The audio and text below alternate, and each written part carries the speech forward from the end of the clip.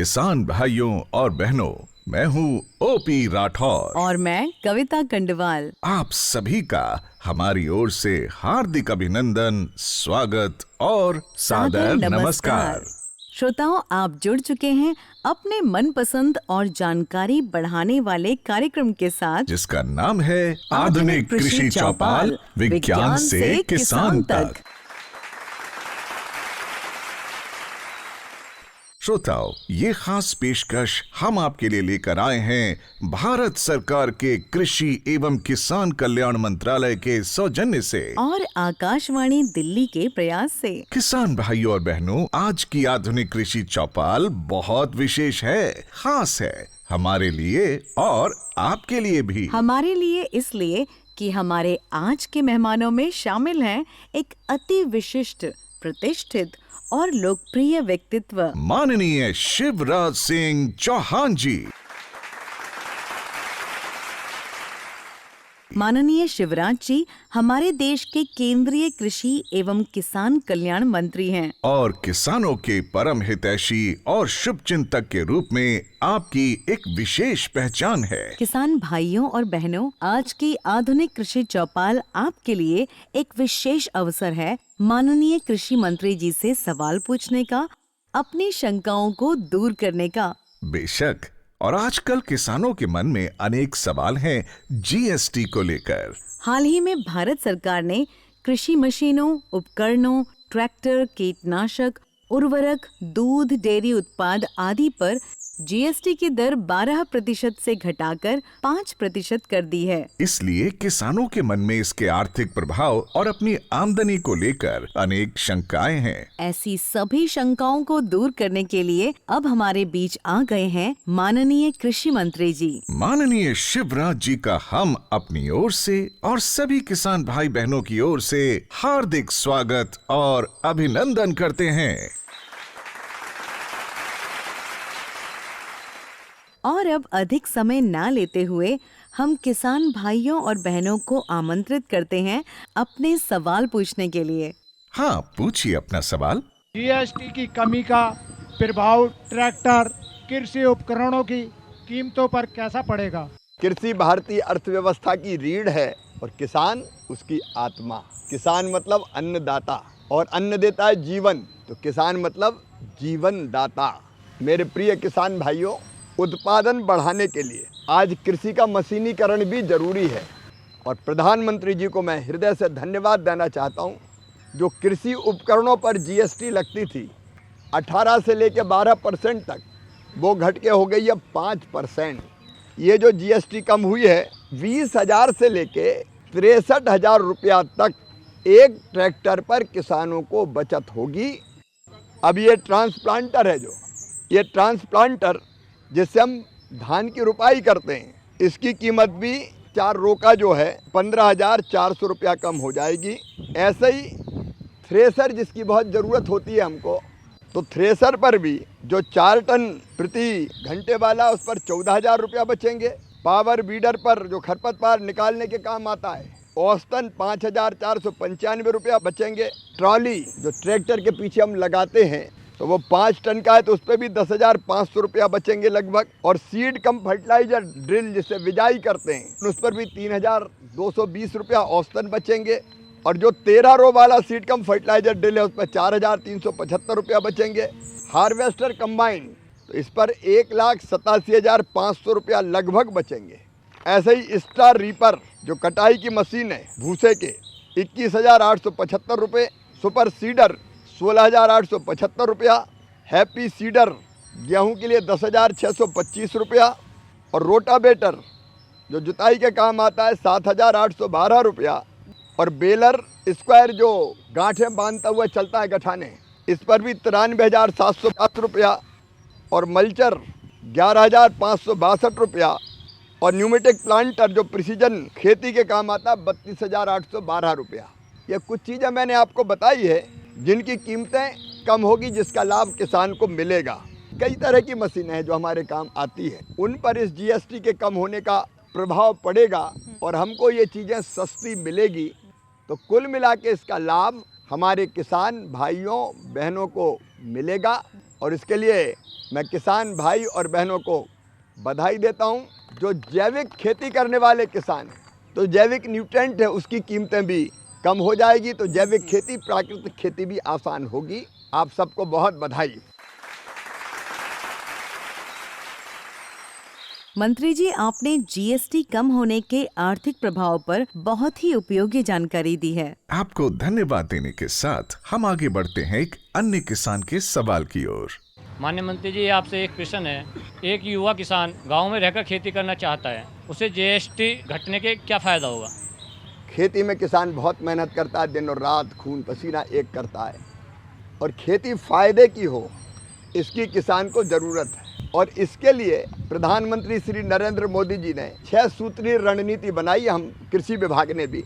Number 1, उत्पादन बढ़ना चाहिए, मतलब पर हेक्टर उत्पादन कैसे बढ़े। नंबर 2, उत्पादन की लागत कम होनी चाहिए। उत्पादन बढ़ जाओ, लागत बहुत बढ़ जाए तो फायदा तो होगा नहीं। उत्पादन बढ़े, लागत घटे, दाम ठीक मिले, नुकसान हो तो भरपाई हो जाए, जैसे अभी बाढ़ में हो गया नुकसान। और कृषि का विविधीकरण, एक ही फसल कई बार खेतों को खराब कर देती है। और उसके साथ साथ प्राकृतिक खेती, जैविक खेती जैसी चीजें भी। अब जो जीएसटी कम हुई है उसके कारण उत्पादन की लागत कम होगी। और एक बात यह कि जब मशीनों से खेती करते हैं तो उत्पादन बढ़ता है, लागत कम होगी, उत्पादन बढ़ेगा, तो इसका मतलब है किसान का लाभ बढ़ेगा, मुनाफा बढ़ेगा, और उसका उसके जीवन पर बहुत सकारात्मक असर पड़ेगा। इसलिए खेती करने वाले किसान के लिए जीएसटी घटना ये निश्चित तौर पर फायदे को बढ़ाने वाला साबित होगा। किसान भाइयों और बहनों, आजकल खेती में एक बड़ी समस्या बाजार में नकली दवाओं और नकली कीटनाशकों की है। हमारे किसान भाई इस पर एक सवाल पूछना चाहते हैं मंत्री महोदय से। खराब बीज को रोकने के लिए केंद्र और राज्य सरकार क्या कदम उठा रही है? क्योंकि ये बहुत बड़ी समस्या है। कई बार किसान परेशान हो जाता है। नकली पेस्टिसाइड, घटिया पेस्टिसाइड, कोई जगह तो नकली खाद बना दी, घटिया बीज। अब अगर बीज ही सही नहीं होगा तो उत्पादन कैसे होगा?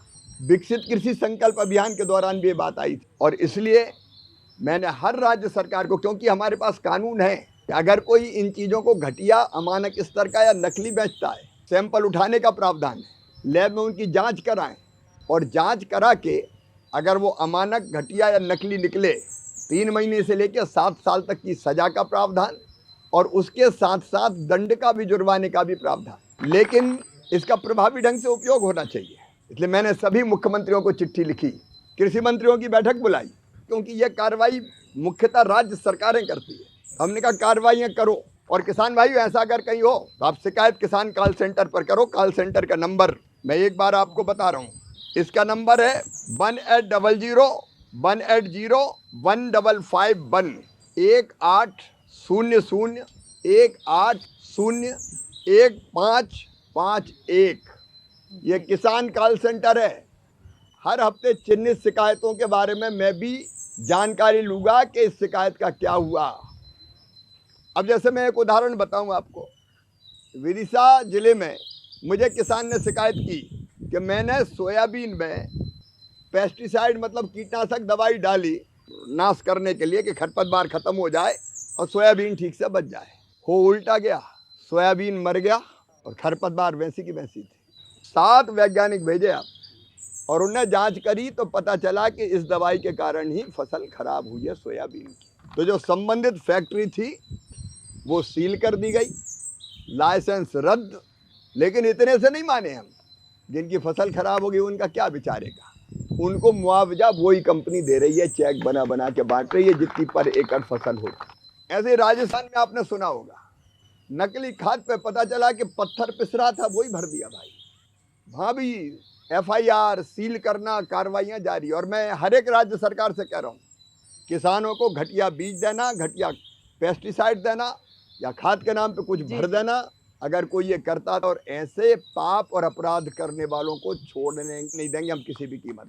और एक और इसके साथ आपको सूचना देना चाहता हूँ कि अभी जो कानून है वो थोड़ा ढीला ढाला सा है, उसमें बड़ी कार्रवाई नहीं होती, और इसलिए अब एक कानून प्रस्तावित बना रहे हैं जिसमें भारी जुर्माना भी लगेगा।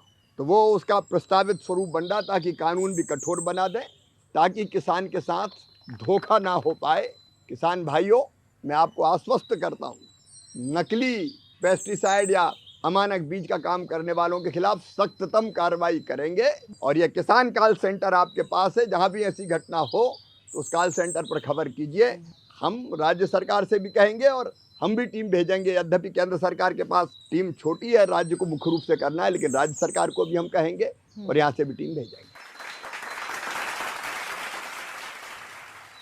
इसी सिलसिले में हमारी एक महिला किसान का भी सवाल है। मेरा सवाल ये है, जब भी किसान किसी भी भूमि को कीटनाशक दवाई खरीदने के लिए जाए तो क्या क्या सावधानी बरतनी चाहिए? कई बार हम कहीं से भी कीटनाशक खरीद लेते हैं या बीज खाद खरीद लेते हैं। मेरा निवेदन है, अधिकृत जो दुकान है, जिनने लाइसेंस लिया है, पंजीकरण कराया है, उनसे ही खरीदें। और एक चीज़ और करें, बिल ज़रूर ले लेना, क्योंकि हम खरीदते और बिल नहीं लेते तो हमारे पास कोई प्रूफ ही नहीं रहता कि फलानी दुकान से खरीदी, बाद में वो मुकर जाता है।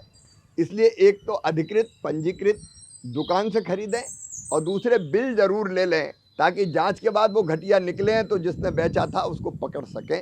ये सावधानी किसान जरूर बरतें। श्रोताओं, मंत्री महोदय के साथ आपका बहुत उपयोगी संवाद चल रहा है। इस चर्चा को हम जारी रखेंगे। इसी बीच हमारे साथ जुड़ रहे हैं कृषि एवं किसान कल्याण मंत्रालय के वनस्पति रक्षा सलाहकार doctor JP Singh. Doctor Singh, स्वागत है आपका। हमारे किसान भाई आपसे कुछ जानना चाहते हैं। मानिए, मेरा जो सवाल है वैज्ञानिक जी से है कि कीटनाशक दवाओं का नियंत्रण कैसे रोका जाता है, कीटनाशक दवाओं को सुनिश्चित कैसे किया जाता है? जहाँ तक कीटनाशक की गुणवत्ता की बात है, ये एक बहुत ही महत्वपूर्ण इनपुट है जो किसान की एक आमदनी से जुड़ा हुआ है, उसकी खेती किसानी से जुड़ा हुआ है। और गुणवत्ता का कार्य प्रमुख रूप से राज्य सरकार देखती है, लेकिन भारत सरकार भी इसमें सहयोग करती है। इसमें मुख्य रूप से जो पंजीकरण है वो कीटनाशी अधिनियम 1968 के तहत धारा 9 में भारत सरकार ने पंजीकरण की व्यवस्था की है, जिसमें आयात या निर्माण जो कीटनाशी का होता है उसके लाइसेंस से पहले पंजीकरण की व्यवस्था होती है। और जो लाइसेंस है वो निर्माण का हो, वो भंडारण का हो, वो इस्तेमाल का हो, वो प्रदर्शनी का हो, सभी तरह की व्यवस्थाओं जो लाइसेंस है वो राज्य सरकारें देती हैं। और इसमें दोनों की भूमिका बहुत महत्वपूर्ण है और दोनों की व्यवस्थाओं में सुचारू रूप से और योगदान देने की जो आवश्यकता है, मंत्री ने जो इस पे जोर दिया है, भारत सरकार की तरफ से हम लोग प्रयासरत हैं। हमारे बहुत से किसान भाई फसलों की नई किस्मों के बारे में जानना चाहते हैं और ये अहम जानकारी देने के लिए हमारे साथ मौजूद हैं भारतीय कृषि अनुसंधान परिषद ICAR के उप महानिदेशक फसल विज्ञान डॉक्टर देवेंद्र कुमार यादव जी। डॉक्टर यादव, स्वागत है आपका। नई किस्में, जैसे पिछले 10 साल की अगर हम बात करें तो हमने पिछले 10 साल में 3053 विभिन्न किस्में निकाली और उसमें से 85% जो किस्में हैं वो जो आज क्लाइमेट रेजिलेंट की हम बात करते हैं बार बार, तो इनमें कोई ना कोई गुण, चाहे बीमारी के प्रति प्रतिरोधकता हो, चाहे कीड़े के लिए हो या अधिक तापमान, सूखे के लिए, जल भराव के लिए, तो उस तरह के गुण उसमें विद्यमान हैं। उसके साथ ही जो 190 के आसपास किस्में हमने बायोफोर्टिफाइड, जिसमें कि आपके न्यूट्रिशन ज़्यादा है, जैसे आज के डेट में एक माल न्यूट्रिशन एक बड़ी समस्या है, तो उसके लिए जो गेहूं में जो हमारी आज की डेट में किस्में हैं उसमें लगभग 50% जो क्षेत्र है आज गेहूं में वो बायोफोर्टिफाइड किस्मों से हैं, जिसमें प्रोटीन की मात्रा अधिक है, जिंक की मात्रा अधिक है, आयरन की मात्रा अधिक है। तो ये किस्म विकास का कार्य है। इसी तरह हॉर्टिकल्चर में भी लगभग हमने 815 किस्में पिछले 10 सालों में निकाली हैं। 109 किस्में माननीय प्रधानमंत्री जी ने पिछले साल 11 अगस्त को किसानों को समर्पित की थी। उसके अलावा जो हमारा बीज का कार्यक्रम है, तो भारतीय कृषि अनुसंधान परिषद का मेन कार्य है जो प्रजनक बीज, जो उसकी पहली श्रेणी होती है जिसको ब्रीडर सीड कहते हैं, उसको पैदा करा के जितनी भी किस्में हैं उसको जितनी भी राज्य की एजेंसी हैं सरकार की, जैसे NSC है, राज्य के कारपोरेशन है, प्राइवेट सेक्टर है, फार्मर प्रोड्यूसर ऑर्गेनाइजेशन है, उनको गुणवत्ता युक्त उसका ब्रीडर चीज उपलब्ध कराना। और उसके अलावा हमारी एक स्कीम है बीज की, उसमें हम किसानों के द्वारा भी हम बीज पैदा कराते हैं। श्रोताओं, अब हम एक बार फिर से मंत्री जी के साथ संवाद को शुरू करेंगे। हाँ, तो किसान भाई अब आप पूछ सकते हैं अपना सवाल। मेरा सवाल है महोदय जी, जैव उत्तेजक के बारे में बताएं आप। कोई भी ऐसी दवाई जैव उत्तेजक के नाम पे जो बन रही है उसकी जांच करवानी पड़ेगी। बिना जांच के जो दवाइयाँ बिक रही है वो इल्लीगल, अवैध बिक रही है, ये मानना। और हम उसकी सूची भी जारी करने वाले हैं। तो हमने एक व्यवस्था की कि 3 जगह इसकी जांच वैज्ञानिक करेंगे और इसका फ़ायदा होगा तो इसको किसान को रिकमेंड करें कि भाई ये फ़ायदा है इससे। अभी तक जो मेरी जानकारी है, कुछ बढ़ गई होती पता नहीं, 642 के आसपास दवाई ऐसी निकली है जिनको डालने से फ़ायदा है और बन रही थी 30,000। तो जब जांच की बात आई तो थोड़े बहुत लोग तो वैसे ही जांच ही कराने नहीं आए। उसकी सूची बाकायदा प्रकाशित की जाएगी, जिसको डालने से फ़ायदा है, वैज्ञानिक जिसका परीक्षण हो गया हो उसी को हम लोग मानेंगे कि वो दवाई सही है। चलिए एक और सवाल लेते हैं अपने किसान भाई का। माननीय मंत्री जी, हाल ही में अभी आपकी सरकार के द्वारा कृषि संकल्प अभियान चलाया गया, उससे किसानों को बहुत फ़ायदा हुआ, वैज्ञानिक उनके घर तक पहुँचे। क्या आगे आने वाली जो रबी की फसल है हमें उसमें भी इसी तरीके का अभियान चलाए जाएंगे? खेती में अगर हमको पैदावार बढ़ानी है, प्रॉफिट बढ़ाना है, अच्छी उपज पैदा करनी है, तो ज़रूरी है कि आज की जो आधुनिक तकनीकी है और जो नए नए रिसर्च हो रहे हैं, हमारे वैज्ञानिक शोध कर रहे हैं। हमारे लगभग 16,000 कृषि वैज्ञानिक हैं जो ICAR के संस्थानों में काम करते हैं, रिसर्च कर रहे हैं, शोध कर रहे हैं। लेकिन एक बात थी कि वैज्ञानिक और किसानों का कभी मिलन ही नहीं होता था। वैज्ञानिक बैठे लैब में रिसर्च कर रहे हैं और किसान खेती कर रहा है। पिछले साल जब प्रधानमंत्री जी यहीं पूसा में आए थे और उन्होंने कई बीजों की किस्में रिलीज की थी, तब उनके मन में ये बात आई कि लैब टू लैंड जोड़ना चाहिए। मतलब किसान और वैज्ञानिक और एग्रीकल्चर का अमला, राज्य का हो, केंद्र का हो, वो सब मिलके तो बात करें कभी। और उसी से प्रेरणा लेके हमने इतने व्यापक पैमाने पर पहली बार विकसित कृषि संकल्प अभियान बनाया खरीफ की फसल के लिए। और विशेषकर 2 चीज़ें निकली। एक, किसानों ने अपनी समस्या बताई कि भैया जैसे मेरठ हम गए तो वहाँ एक वैरायटी है 238, अब उसमें वो रेड रोड घुस गई जो अंदर घुस के पूरे गन्ने को बर्बाद कर देती है। कपास में गुलाबी सुंडी एक बीमारी, ऐसी अलग अलग जगह किसानों ने बताई। तो ऐसे 500 बातें किसानों ने बताई हमें कि इन पे रिसर्च करो भैया, ये इस तकलीफ से हमें बचाओ। तो हमने तय किया कि हमारे वैज्ञानिक अब वो ही रिसर्च करेंगे जिसकी किसान को ज़रूरत है। जो समस्या उसी पे तो रिसर्च करो तो फ़ायदा है। अगर दूसरी चीज़ों पे रिसर्च होगा तो फ़ायदा उसका भी, लेकिन तत्काल उतनी ज़रूरत नहीं है।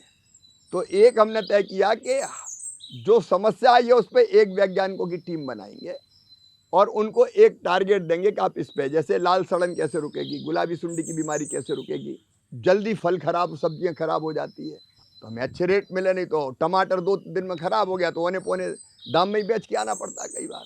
ऐसे कई विषय बताए। तो हमने 1 टीम 1 टास्क करके तय कर दिया। हर टीम एक काम करके उसमें खोजे कि वो कैसे हम किसान की मदद करें। एक फ़ायदा ये हुआ। दूसरा फ़ायदा हुआ कि किसानों ने भी कई नवाचार किए। ये यहाँ बैठे वैज्ञानिक ही वैज्ञानिक नहीं है, किसान भी वैज्ञानिक है। वो तो खेत पे प्रयोग कर रहा है रोज। ऐसे 300 प्रयोग मिले हमें जो किसान खेत पे कर रहा है। जैसे वो मैं कह रहा था लीची की, तो बिहार के किसानों ने कहा कि इस पे ग्लूकोज का घोल लगा दो ऊपर तो सेल्फ लाइफ बढ़ जाएगी, तो सही में बढ़ती है। तो ऐसे जितने प्रयोग किसानों ने किया तो हमने वैज्ञानिकों से कहा भैया किसान ने काम किया या पूरा करो और बेहतर कैसे वैज्ञानिक रूप से हो सकता है ताकि बाकी किसानों को भी लाभ मिले। और फिर कई विषयों पर चर्चा हुई जिससे किसानों को भी तकनीकी जानकारी मिली, उसका बहुत फ़ायदा हुआ। इसलिए अब तय किया है कि रबी की फसल के लिए भी दशहरा है 2 अक्टूबर को, 3 अक्टूबर से हमारे वैज्ञानिक, कृषि विभाग के अधिकारी, प्रगतिशील किसानों को भी साथ लेंगे, केवी के कृषि विज्ञान केंद्र के लोग, एग्रीकल्चर विश्वविद्यालय के लोग, ये फिर टीम बना के निकलेंगे और 2000 से ज़्यादा टीम निकलेगी इस बार। और वो 5-7 गाँव के बीच एक गाँव में जाएंगे। पहले से आपको सूचना दी जाएगी पूरे देश के किसानों को, और वो उस इलाके के बारे में, मान लीजिए कोई दलहन का क्षेत्र है, चना का है, मसूर का है, तुअर का है, तो उसके बारे में हम बात करेंगे। वहाँ की मिट्टी के पोषक तत्व, उसको ध्यान में रखते हुए वहाँ की जलवायु, कैसे खेती करें उसके बारे में चर्चा करेंगे। कहीं गेहूं के बारे में करेंगे, कहीं तिलहन के बारे में करेंगे। तो सही जानकारी देंगे और समस्याएं भी वहाँ से लेंगे। तो ये 15 दिन के लिए फिर वैज्ञानिक आपके बीच में आएंगे ताकि तकनीकी जानकारी आपको दे सकें और आपसे भी वो जानकारी ढंग से ले सकें और अपनी खेती को ठीक ढंग से करने में आपकी मदद कर सकें। तो फिर से वैज्ञानिक आएंगे और एक राष्ट्र, एक कृषि, एक टीम, और आपके साथ बात करके फिर वहाँ कैसे और बेहतर खेती हम करें, जो समस्या आती है उसका समाधान कैसे हो, उस पर बात करेंगे, नए रिसर्च और प्रयोग भी होंगे ताकि हम और उत्पादन बढ़ा सकें और अपने किसान भाइयों का लाभ बढ़ा सकें, उनकी जिंदगी बदल सके। किसान भाइयों और बहनों, आजकल आप सभी रबी फसलों की तैयारी में लगे होंगे। तो आपका इससे जुड़ा कोई सवाल हो तो मंत्री जी से आप पूछ सकते हैं। मेरा सवाल ये है कि रबी फसल के लिए सरकार की क्या तैयारी है? किसान भाइयों, इस बार हमने हर एक राज्यों से चर्चा अभी की है और ये अभी से पूरी प्लानिंग कर रहे हैं कि रबी की फसल में उनके प्रदेश में कितने रकबे में कौन सी फसल बोई जाएगी और उतने एरिया में होगा तो उसके लिए किस किस चीज़ की ज़रूरत पड़ेगी, खाद कितना लगेगा, दलहन की फसल अगर है तो बीज कितने लगेंगे, कीटनाशक की कितनी ज़रूरत पड़ेगी, कौन कौन से कीटनाशक चाहिए, तो कई तरह की चीज़ें। और उसके साथ साथ दलहन मिशन और तिलहन मिशन, इस बार दलहन मिशन भी लॉन्च हो रहा है क्योंकि अपने यहाँ गेहूं और धान में तो अन्न के भंडार भर दिए हैं, लेकिन अभी दलहन और तिलहन कम है। ये 2 मिशन और बने हैं। इनमें दलहन कहाँ कहाँ बोई जा सकती है, जैसे पानी जहाँ कम है, रेनफेड इलाका है, वहाँ अच्छी दलहन पैदा हो सकती है।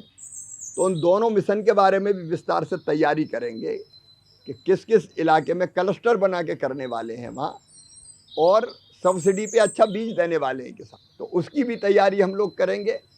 अच्छा बीज मिले, अच्छे इनपुट मिले, जहाँ पानी है वहाँ क्या बेहतर हो सकता है, जहाँ कम पानी है वहाँ क्या बेहतर हो सकता है, फिर एग्रो क्लाइमेटिक जोन अलग अलग है तो कौन सी जलवायु में कहाँ कौन सी फसल हो सकती है अच्छी, उसकी तैयारी भी करेंगे। और एक चीज़ और है, 100 कम उत्पादकता वाले ज़िले अपने देश में जहाँ उत्पादन कम है चीज़ों का, गेहूं का भी कम है, दलहन का भी कम है, तिलहन का भी कम है बाकी प्रदेशों से, तो उनको भी तय किया। प्रधानमंत्री जी ने एक प्रधानमंत्री कृषि धन धान्य योजना बनाई जिसमें उन जिलों में हम विशेष प्रयत्न करेंगे कि वहाँ भी उत्पादन बढ़े और वहाँ के किसानों को भी लाभ मिले। तो रबी की फसल जहाँ कम पैदा हो रही वहाँ भी विशेष प्रयत्न क्या क्या किए जा सकते हैं, इसकी कोशिश भी करेंगे। और इसके लिए बाकायदा भी राज्यों में तैयारी कर रहे हैं, तो मिलके हम रबी की शानदार तैयारी करेंगे, बेहतर तैयारी करेंगे ताकि अच्छे से अच्छा उत्पादन हम ढंग से ले सकें और लाभ को और बढ़ा सकें। श्रोताओं, आज हम बात कर रहे हैं कृषि की अनेक चुनौतियों की, समस्याओं की। और ऐसी ही एक अहम चुनौती है धान की पराली की, इसके उचित निपटान की। और इस अहम समस्या का निदान बताने के लिए हमारे साथ हैं भारतीय कृषि अनुसंधान परिषद यानी ICAR के महानिदेशक डॉक्टर ML जाट जी। डॉक्टर जाट, आपका आधुनिक कृषि चौपाल में स्वागत है। डॉक्टर जाट, हमारे श्रोताओं को कृपया बताएं कि पराली की समस्या को अवसर में कैसे बदला जा सकता है। 1 हेक्टेयर की पराली जलाने में 3 से 4 हजार रुपए का उसमें जो पोषक तत्व हैं उनका हम नुकसान कर बैठते हैं, धरती माता का नुकसान कर बैठते हैं, पर्यावरण का नुकसान कर बैठते हैं। और जो हमारी धरती को यदि बचाना है तो पराली को खेत में वापस खपाना है, और पराली को खेत में खपाने के लिए तकनीकें सारी उपलब्ध हैं, हर तरीके की तकनीक है। हम तो चाहेंगे कि खेत की पराली खेत में रहे, लेकिन जहां नहीं रह सकती, क्योंकि इतनी विविधता है, हर चीज़ हर जगह नहीं हो सकती, उसके लिए भी टेक्नोलॉजी है और सरकार की स्कीम है। माननीय मंत्री जी ने अभी बहुत सारे GST के बारे में जब बताया तो उसमें इतनी सारी मशीनें हैं जो पराली प्रबंधन के लिए हैं, चाहे हैप्पी सीडर हो चाहे स्मार्ट सीडर हो, तो टेक्नोलॉजी उपलब्ध है। जैसे मैं हैप्पी सीडर की बात करूं तो आप सीधे पराली में बिजाई कर सकते हैं, कुछ भी करने की जरूरत नहीं है, जुताइयां करने की जरूरत नहीं है। 1 हेक्टेयर में आप 7-8 हजार रुपया बचा सकते हैं, लागत कम कर सकते हैं और हमारी उर्वरा शक्ति है मिट्टी उसको भी बढ़ा सकते हैं। तो पराली प्रबंधन की सारी समुचित व्यवस्था है और भारत सरकार की सपोर्ट है पराली प्रबंधन के लिए। विभिन्न जो मशीनें हैं उसके ऊपर अनुदान है, अनुदान के साथ में GST और कम हो गई। तो पराली ना जलाएं, पराली हमारी धरती के लिए, हमारे पर्यावरण के लिए और सब लोगों के स्वास्थ्य के लिए पराली का जलाना ठीक नहीं है, हम उसको खेत में ही खपाएं। किसान भाइयों और बहनों, अब हम आधुनिक कृषि चौपाल की इस कड़ी के अंतिम पड़ाव पर आ पहुँचे हैं। हाँ, लेकिन इससे पहले हमारा माननीय कृषि मंत्री जी से अनुरोध है कि कृपया देश के किसानों को अपना प्रेरक संदेश दें।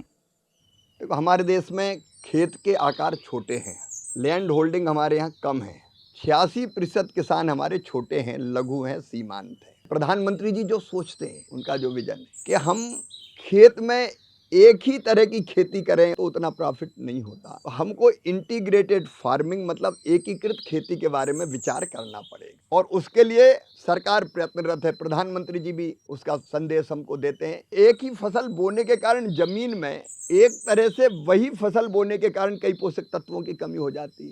तो अगर हमने एक साल गेहूं लगाया, सोयाबीन लगाया, दूसरे साल अगर हमने दलहनी फसल लगा दी तो जो धरती को जरूरत है पोषक तत्वों की, उसकी पूर्ति अपने आप हो जाती है। एक तो ये, दूसरा ये कि अकेली खेती नहीं, खेती के साथ पशुपालन, मधुमक्खी पालन, कृषि वानिकी, जिनकी रुचि हो मछली पालन जैसे क्षेत्र में भी जा सकते हैं।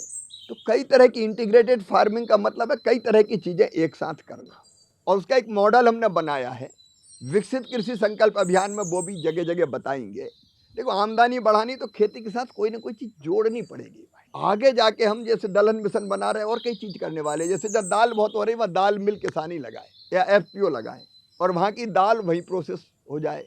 टमाटर के रेट कई बार बहुत पैदा हो जाता है तो कम हो जाते हैं, तो टमाटर की प्रोसेसिंग वहीं हो जाए। FPOज बना के अकेला किसान नहीं, समूह में किसान अगर फसल पैदा करें और उनमें से सॉर्टिंग करके अच्छी छांट के पैक करके भेजें तो रेट अच्छे मिलेंगे। तो ऐसी कई चीज़ें कर रहे हैं। तो मेरी आपसे अपील और निवेदन है कि हम एकीकृत खेती की तरफ भी बढ़ें। और एक बात मैं कहना चाहता हूँ अपने बाढ़ से प्रभावित किसान भाइयों और बहनों के लिए, वो भी हमारे अपने हैं। एक बार अगर फसल बर्बाद हो जाती है 5 साल किसान पनपता नहीं है। जहाँ जहाँ ऐसी आपदा आई उन किसान भाइयों से भी कहना है सरकार आपके साथ खड़ी है। तो हम राज्य सरकारों से बात करेंगे, मैं भी पहुँचूँगा कि कैसे फसल बीमा का ठीक से लाभ मिले, तो उनकी ज़िंदगी को भी पटरी पर लाने के सारे उपाय किए जाएंगे।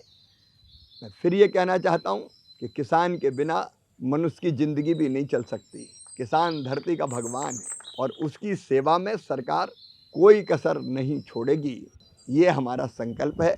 एग्रीकल्चर यूनिवर्सिटी और KVK के लोग मिलके एक टीम बना के अपनी खेती को और बेहतर करेंगे और उत्पादकता बढ़े और लाभ बढ़े उसकी भी कोशिश करेंगे। इतना पैदा करेंगे कि दुनिया में हमारा सामान जाए। आधुनिक कृषि चौपाल की पूरी टीम की ओर से और सभी किसान भाइयों और बहनों की ओर से हम माननीय कृषि मंत्री महोदय का हार्दिक आभार प्रकट करते हैं और उन्हें धन्यवाद देते हैं। श्रोताओं, हमारा आपसे अनुरोध है कि हमें ये जरूर बताएं कि आज की आधुनिक कृषि चौपाल आपको कैसी लगी, और यह भी बताएं कि इसे और अधिक उपयोगी तथा रोचक बनाने के लिए हमें क्या करना होगा, क्या जोड़ना होगा, क्या घटाना पड़ेगा। बिल्कुल, तो अपनी प्रतिक्रियाएं और सुझाव भेजने के लिए हमारा ईमेल पता नोट कर लें। हमारा ईमेल पता है kkbongold@gmail.com। ईमेल पता एक बार फिर से सुने, नोट करें, kkbongold@gmail.com। किसान भाइयों और बहनों, हम जल्दी ही आपसे फिर रूबरू होंगे, लेकर आएंगे आधुनिक कृषि चौपाल की एक नई कड़ी, नई जानकारियों के साथ, नई थीम के साथ। तब तक के लिए हमें दीजिए विदा और स्वीकार करिए हम दोनों का प्यार भरा नमस्कार।